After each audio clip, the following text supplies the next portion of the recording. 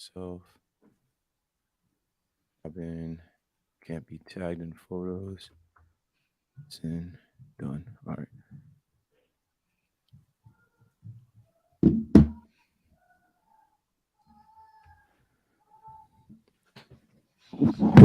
All right. The live tweet is sent. And we got a couple people in the chat. And we're live already, 30 seconds in. So let's get it started, man.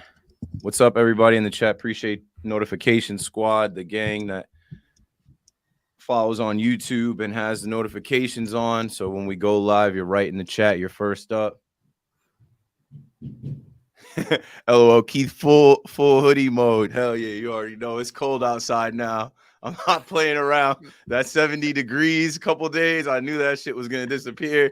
But now you step outside, it's like super brick all of a sudden. That hoodie is wearing you though. You know, it looks like you were born with it. Yeah, I got this shit triple knotted. All right, here we go. Let's get it. Hit the intro music. We're doing that Brooklyn Nets talk right here on Talking Nets. Brooklyn, we go hard. Go hard. Talking Nets. Hosted by Keith McPherson, Robin Lundberg, and Hudson Flynn.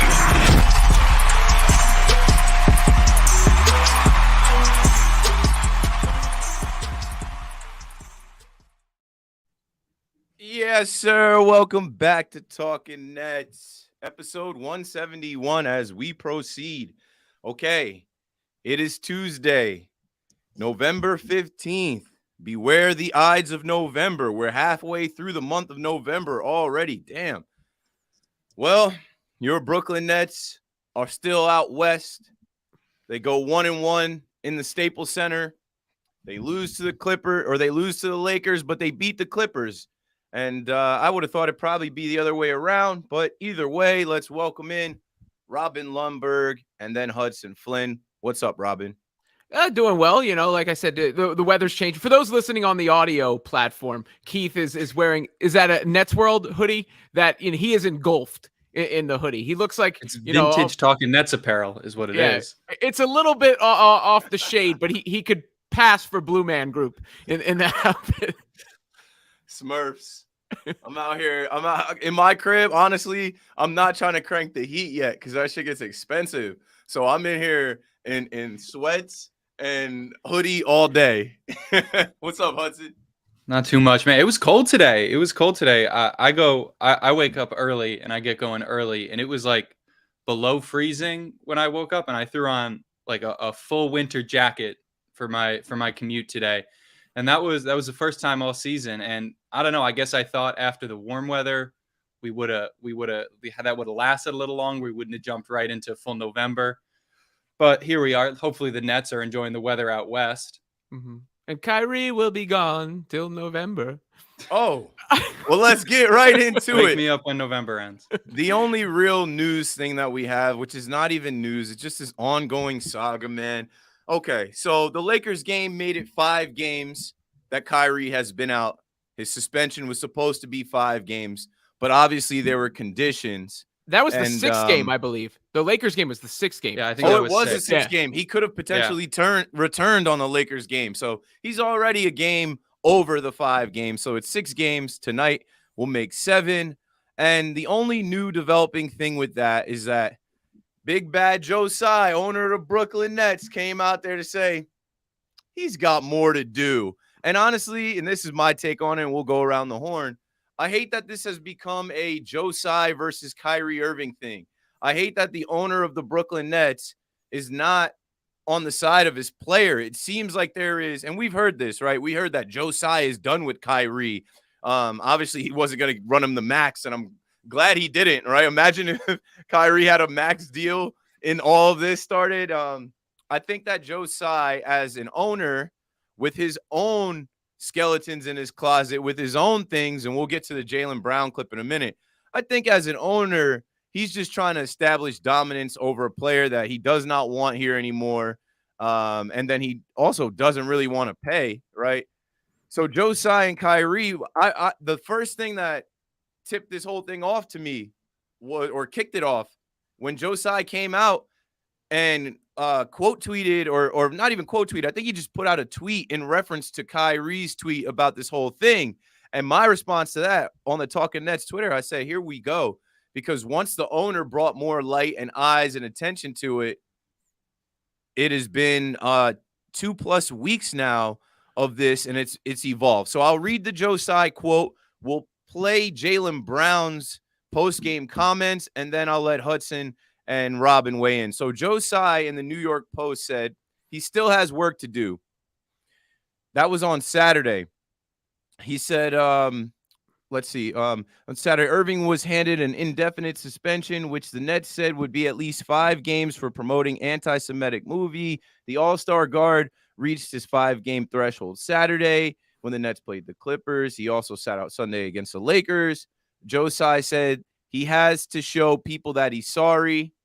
And he also said, something along the lines of, and I don't have the exact quote, but something along the lines of he only apologized after he was suspended, after he was punished, and that apology came on Instagram. So the longer this goes, the more people can weigh in on it. And Jaylen Brown, it's funny, Jaylen Brown was rumored this summer to be in a trade to come to the Brooklyn Nets.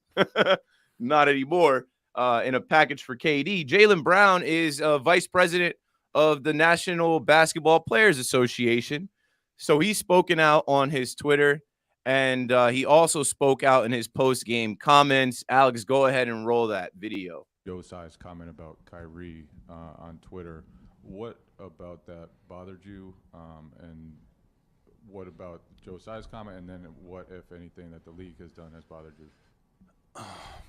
Yeah, his response was alarming to me. I tweeted it out yesterday. He didn't say that the organization was working together to get Kyrie back on the floor. He said that he had more work to do. And our society has more work to do, including Joe Tsai. And it's 2022. It takes 10 minutes of time to see who, these business owners, corporations, et cetera, who they're associated with, who they're doing business with, and who they're affiliated with. And I'm vice president of the union, and it's part of my job to protect our players legally. And to see Phil Knight first come out and condemn, Kyrie, and also see Joe Tsai say he has more work to do, I think it's time for a larger conversation. And Adam came out and said a statement that he doesn't believe Kyrie Irving is anti-Semitic, yet he's still suspended indefinitely. So those are my thoughts. So what do you think the reaction should be with him if that's not the way to do it? Like what should be the response? I said this before. I think it's uncharted territory. I think it's no distinction between what somebody says versus what somebody posts. And I guess that's what they're trying to figure out. The terms that the Brooklyn Nets instituted for his return. I voice my discomfort. Some of our players, some people in the media voice some of their discomfort with that. And, we've yet to hear, what is the latest with that situation. It's still an indefinite suspension. He's already missed 5 or 6 games. So, how many games is he going to continue to miss? Is it another situation going on there? Is it a larger situation going on there? Is another conversation that need to be had? We've yet to find out. So I'm staying tuned, and I'm keeping my phone on to just see what is going to come of this situation. Okay, Robin, take it away. You got it. What I want first and foremost is a resolution here, right? Like, I think we're at resolution time because this is going to get ugly. And the Players Association, if they get involved, it could only get uglier. My read on it is that this has become personal between Tsai and Kyrie, and that Tsai and the Nets laid out the terms for Kyrie to come back, and Kyrie has decided not to do those terms, and that's where we are right now. So that's my guess. I don't know that for sure. There's a few things in there that Jaylen Brown said that I want to unpack a little bit. One, it's easy to play this game of let's look at this person or look at that person. We play that game, we're going to be on a slippery slope, and we're all going to slide to China. Because, we got the iPhones that are made in China. Elon Musk, who now runs Twitter, half his cars are made in China. Disney movies go through approval in China. So, we could play that game with anybody. That doesn't make much sense to me. Number two, the whole like link thing. I'm so tired of people saying he posted a link with. He's not in trouble for posting a link. He's really not. It would be over with if he didn't have 2 chances to clean it up and he set it ablaze. He played after posting the link. Yeah, and the longer this goes, the more Kyrie is going to become a sympathetic figure because people are going to say, all right, this is extra. This has gone on too long. And I actually understand. I understand that point of view. But here's the thing. I still don't want Kyrie to ever play for the Nets again. I've been firm on that. And it's not simply because of this. It's not because I'm offended by this or anything like that. It's the accumulation of the entirety of Kyrie Irving's tenure with the Nets. And theoretically, is their ceiling higher with Kyrie? Sure. But what do I think the chances are of them winning a championship with him? I think it's pretty minuscule. I think he's gone after the year's over. And I just feel better about the overall spirit of the team without him. With that said, in fairness to everybody, I think a resolution needs to happen. Either Kyrie Irving is released, Kyrie Irving is brought back, or Kyrie Irving is traded, if that's still possible. Yeah, and I do want to say I have a lot of respect for Jaylen Brown. Aside from the stuff he does on the basketball court, which is obviously very impressive. Don't love it as a Nets fan when he's doing it for the Celtics, but good basketball player, very well spoken. Cal Berkeley guy, right? Got to be smart to do that. I think he was very well spoken in making what I think was a bit of a misinformed point. He made a lot of points about how this is the kind of thing where it's starting to look bad. We need to see a resolution. We don't know what's going inside between those two.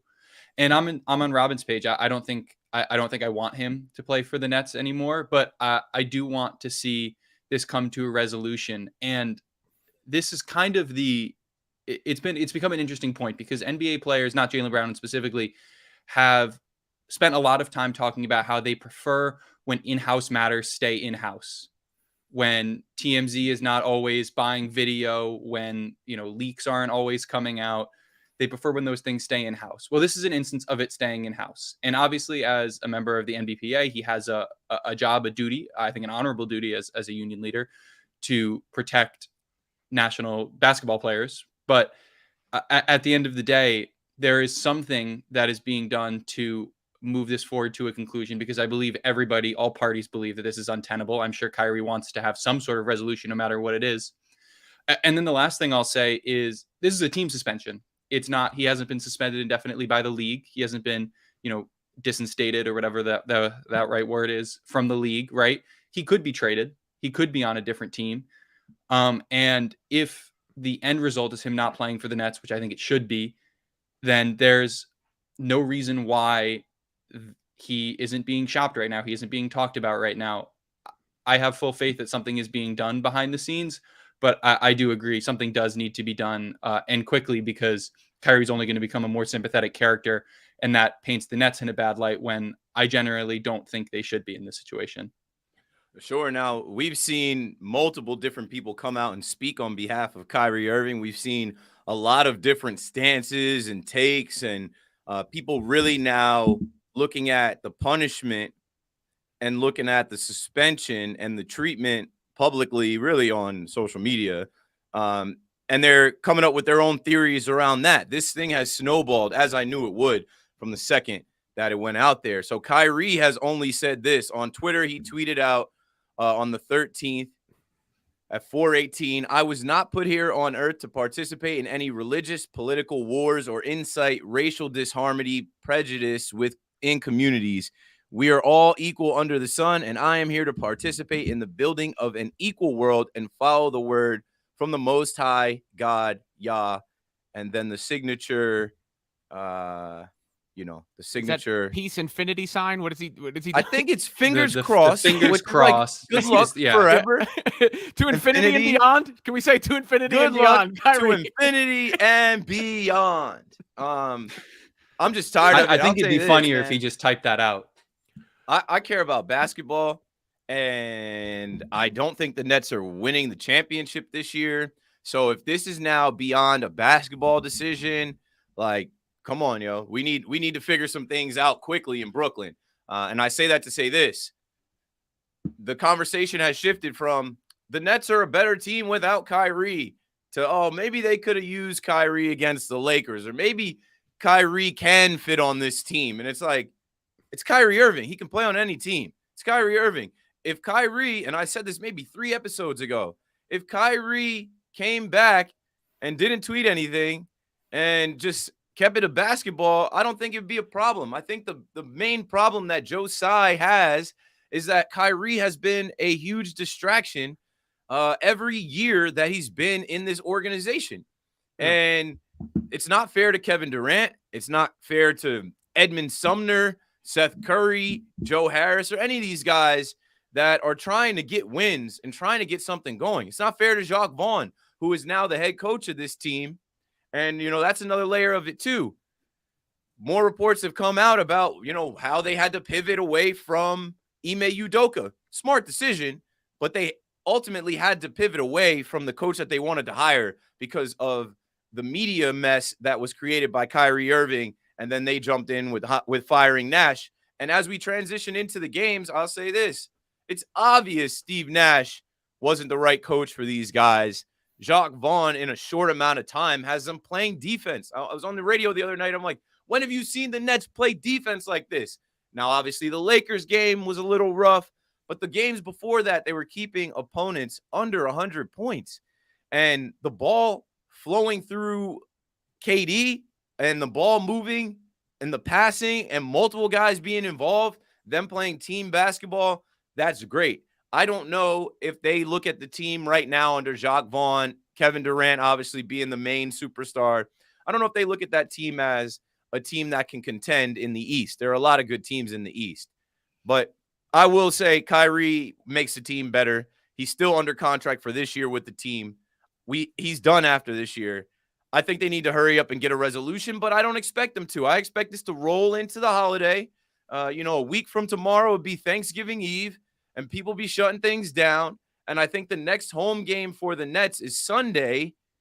Maybe he plays then they go back on the road. I just think this whole thing has been a huge distraction. I think it has morphed into something that Kyrie never intended it to be. That's the thing. When it first hit our timelines, my whole thought process was, what was Kyrie thinking? What was his thought process? What was he trying to achieve here? Supposedly they've reached out to Amazon to pull the movie down. Amazon has no comment. Of course they have no comment. They're making money off that. It's the number one seller. And for Kyrie Irving, the last thing I'll say on it, I wish he would surface, but he's playing the background. He'll send out a tweet. I wish he would surface on his Instagram live and talk and speak and say some things, because that apology on Instagram is not enough. And that's what Joe Tsai was saying. Whether it's the $500,000 he has to give, whether he's got to meet with some people that he's ducking, a written Instagram apology that people don't even think you wrote is not going to be enough for the people that you hurt, that you offended, blah, blah, blah. I think Kyrie needs to appear. I think Kyrie, Asia, I'm sorry to hear that. I just read that on the screen. Prayers up for you. I'm sorry to read. Prayers up to your mother. I hope you're good. I'll offline with you, but I just broke my train of thought. Kyrie didn't apologize on camera, right? So like twice. We still haven't physically seen him show any type of sympathy, remorse, or be apologetic on a microphone on camera. The apology we got was on Instagram, and like Joe Tsai said, he did that after he was suspended. Yeah, and here's the thing with Kyrie. One, there's a part of me that thinks he likes all this and all this attention and watching the world burn, right? Like, otherwise, why does he always find himself in the center of these situations over and over and over again? And that's where, I've been at my wit's end with him before and been like, all right, I'm done with him. But then like, hey, Kyrie's great. Let's let him back. And then I'm not doing it anymore. Like, I'm just not going to bang.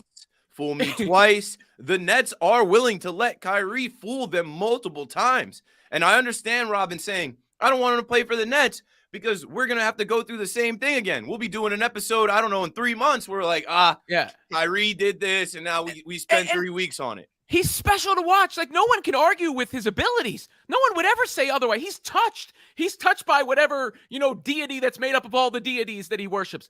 But, that's without dispute. But there also is the fact that the Boston Celtics played better without him. And by record, the Nets have been better without. Like, by record, the Nets have been better without him. Now, do I think their ceiling is theoretically higher with him? I said as much. And do I think they win a championship without him? No, but I don't think they win a championship with him. And it's also not a zero-sum game. It's not a championship or tank. I think you have the option to see where you're at, because if we're watching the team that played most of these games the rest of the season, I think fans would sign up for that, whether or not it leads to a championship. What I do think is going to be important here is the resolution for it, as we've mentioned, because the longer it goes without one, the uglier it's going to get. And then the remainder of this road trip, because the Clippers win was a good win. The Lakers loss, if you had just showed me the score, I would have thought that was much worse than it actually was. That was a night where the Nets just didn't have it shooting the ball. The Lakers actually did hit their shots for once. Anthony Davis is built to go against the Nets, and it was the second half of a back-to-back. They just looked a little lethargic. I think we'll get the story of the rest of the season, honestly, in these next couple of games here. How they play and perform in Sacramento and in Portland, what kind of effort they give, what kind of team they look like, how the other guys play, Sumner, Watanabe, the guys who are getting increased roles, how Ben Simmons plays when he gets back in there. I think all that stuff will give us some insight into whether we're watching a team that can be inspiring the rest of the year, or a team where you have to go, all right, we do need to reset, and we need to reset now. Let's talk about the games. Go for it, Hudson. No, I was just going to say, one thing that you have to think about with the Nets too is we're still early in the season, right? How long, and we'll get into this with the games, how long can we rely on KD to be a, nearly a triple-double, 25-plus point per game scorer until, he might get just a wear and tear injury, right? Doesn't seem like we're winning games without him. We saw a similar situation last season, and we kind of know how it ended that time. So I think there's going to be a lot to see in these longer stretches of games away from home. And like Robin said, this is going to be a bit of an eye test for the rest of the season. Yeah, it's funny. On WFAN, I was talking to a caller, and I was making a joke, but I'm like, Kyrie never plays a full season. This is just another Kyrie break. I'm like, and he's not minding it. He's got little kids at home. He's got 2 young sons. Like, he's chilling, and he is falling all the way back. Okay, he's not getting paid for these games. He's forever paid. It's now become a bigger fight, a bigger issue. And I rather just keep rolling and talking about these games. So let's go back to the Clippers game first. That was the first game in Staples Center, no Kawhi, but you get 27 points from Kevin Durant. You get 22 from Seth Curry off the bench. Having Seth Curry right and healthy is a weapon, especially without Kyrie right now. Positive to have him. Royce O'Neal with another 12, Nick Claxton with 13, Joe Harris with 7. I mean, it was a team win. Again, the defense keeps them at 95 points. And that's a team over there with Paul George. That's a team with Luke Kennard, who has been shooting the lights out, but they kept him quiet. Reggie Jackson, who can get after it. John Wall, who started to try and cook on the Nets. What were you guys thinking of the only win that the Nets got so far on this road trip? That first game at what I called Staples, but now is Crypto.com Arena against the Clippers, who a lot of people used to call, they used to call the Nets Clippers East. Let's hope it wasn't crypto. Let's hope it wasn't fool's gold. It was an extension of the what we had seen before, right? And there was a genuine joy that you see from the team when things are going well. Even for KD, you see KD react in a certain way. And Seth Curry being back is, look, they're desperate for anybody else that can create a semblance of a shot or a look on the offensive end. I mean, I don't think it's a complete coincidence the defense is better without Kyrie there. And Sumner is a very good defensive player. He's picking guys up like half court. He's got long arms. Claxton has become a bit of a presence on the defensive end. Guys seem to be trusting each other a little bit more, which is important for defense.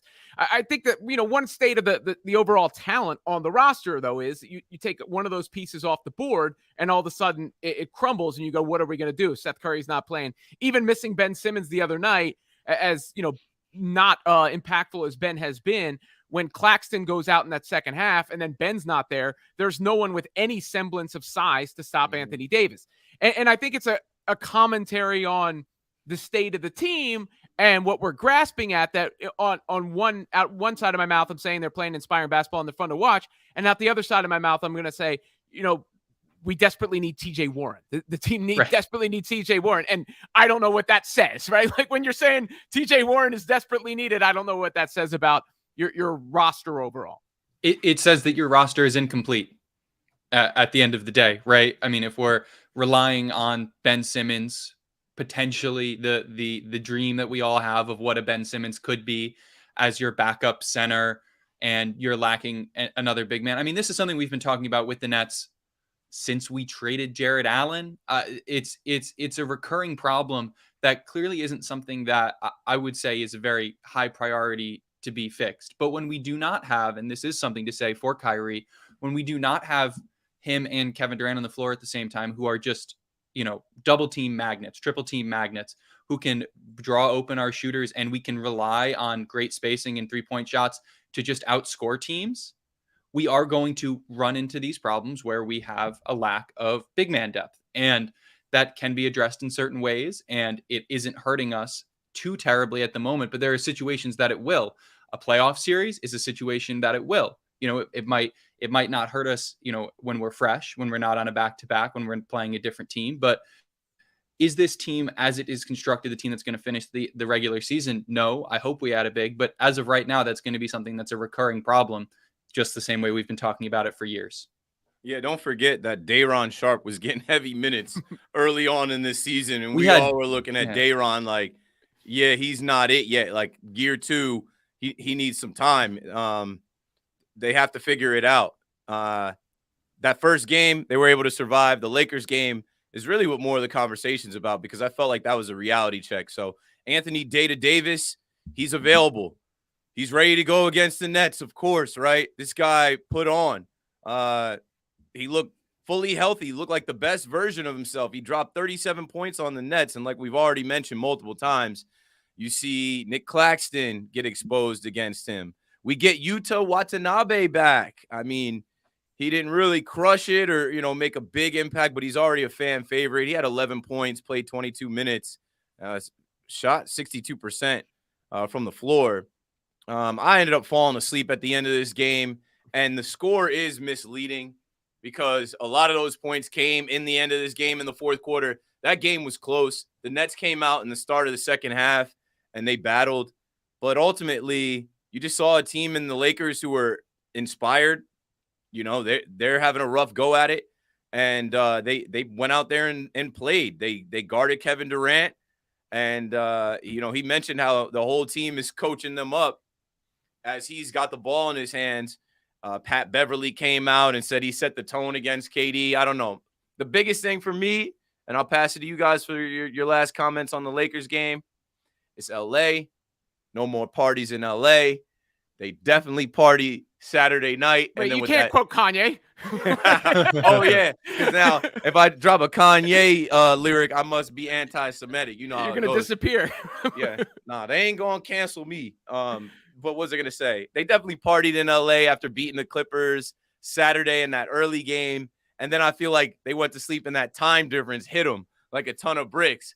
Like I said, I fell asleep on that game Sunday night.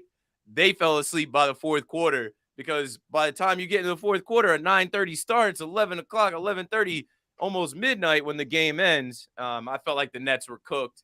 But I'm very excited to see how they play tonight against the Kings. I think this is a big test, and the Trailblazers coming up. You guys' thoughts on the Lakers loss? Yeah, again, if I had just seen the score and that they lost to the Lakers, it would have been worse than actually watching the game. It looked like a team with a little bit of tired legs that maybe did, go out the night before, or just was tired, missed open shots. And the Lakers were a team desperate for a win at the same time, too. The Lakers were going after it, from Patrick Beverly getting inside KD's jersey to Anthony Davis looking like, the best version of himself, to even Russell Westbrook playing well. And the Lakers, who have not shot threes well all year, it happened to coincide with the Nets shooting so poorly, the Lakers actually hit their open three. So I'm not going to overreact to that one game, but I will, just like I felt like the Raptors game very early in the season, that second game of the season, and maybe I was too hasty in saying that was a turnaround game because they spiral a little bit after it. I do think these two games coming up here, Sacramento,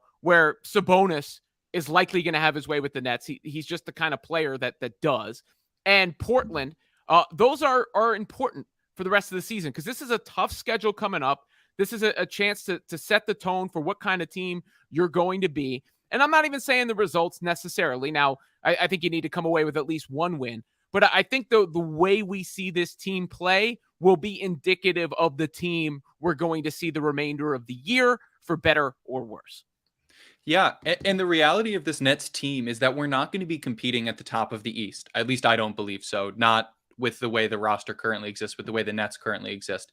And we need to beat the teams like the Kings, like the Trailblazers, that are going to put up a fight, but not necessarily have that massive level of, Giannis level star power that is going to be, something that exists at the top of the East. We're probably going to be competing for those play-in spots, maybe a little higher, but if we can't win these games, and not just these next two, but in the long term, these style of games against teams in our conference, the Nets are going to be in for a long season, because there are always going to be matchup nightmares. The way the Nets roster is constructed, we do not have a perfect matchup against every team. Sabonis is literally built to destroy the Nets, just like Vucevic in years past and Anthony Davis this weekend. It's going to happen. It's just a matter of being able to mitigate it. And now having a couple days break to be able to sit down and look at your upcoming schedule and say, okay, well, we have a player that is a matchup nightmare. What is our new coach in Jacques Vaughn going to be able to implement? What's he going to be able to try? Because I do think he will be trying new things tonight to stop a player like that. Because if we cannot stop those players, then we are not going to be able to certainly not go past the second round in the playoffs, maybe not even, compete well in the play-in games. But it is house money in a sense for KD. I'll say that. Like, before we determine what his future is and whether the Nets should trade him and everything like that, for a guy as online as Kevin Durant is, which I think we can all agree he's very online, and says, he doesn't care about legacy and stuff. He's reading those tweets. He's seeing what people say about that. He's responding a lot. A lot. He's been active. So if he's able to play at an MVP level, and the Nets play at a level that exceeds what people expect from the current roster, he's going to get a lot of credit. I hope he understands that. I hope he understands how much credit he will get. It doesn't matter if it winds up in a ring, because, look, he doesn't get as much credit for his rings as other people get for their rings. They still count. He's still a two-time champion, two-time finals MVP. But I think if you're doing the ring hierarchy or the ring tier list, a lot of people would put his rings lower because he went to the 73-win Warriors. To me, the most impressed I ever was with KD was that series against the Bucks, and they almost beat the Bucks, who went on to win the championship. So if they're able to play at that kind of level, with him playing at that kind of level, he's going to get his flowers. That's for sure. Well, looking ahead to tonight, the Nets said that Nick Claxton, Seth Curry, Ben Simmons, and Yuta Watanabe are all available. So got to get a win. It's going to be an interesting matchup. I don't know how I feel about the Nets versus the Kings tonight. I don't know. It's 50-50. It depends. You need KD to go off, and you need some other guys to help out. So that game is tonight. And looking ahead, they'll face the Trailblazers on Thursday. We'll have another episode probably Friday morning, and then the Nets will come home to host the Grizzlies on Sunday. Desmond Bane is now out 2 to 3 weeks, so that helps. Still got to stop Ja Morant, and they're a really good team. We've already seen them once. And, yeah, that's all I've got. So in closing, Kyrie is still suspended, and he's got more work to do. Don't know when that work is going to be done. Don't know where this saga goes to next, but the Nets lose to the Lakers. They beat the Clippers. The West Coast road trip continues with Sacramento and Portland, and we'll have another episode out of that. After that, any closing remarks? Shout out to everybody in the chat, keeping the chat active. Any last questions from you guys? Yeah, infinity and beyond. They got to turn out. We're not letting them light that tractor beam tonight. No purple tractor beam going up. Purple tractor beam? Is that the laser coming out of the Kings Kings arena? Yeah. At the Golden One Center. That's where the secret society that Kyrie believes in is. Right. Is that's watching why Kyrie's so disappointed he's not playing. It's all based out of Sacramento. Oh man. Well, yeah, infinity and beyond and all of that. Hey, don't put that up. Is that facts? You can't put that up. Did that happen? Did Rizzo sign with the Yankees? Yeah, it happened. Wrong podcast. I mean, but he's gonna have if for that's the radio. breaking news, it is. Rizzo returning to the Yankees on a multi-year deal. Skull.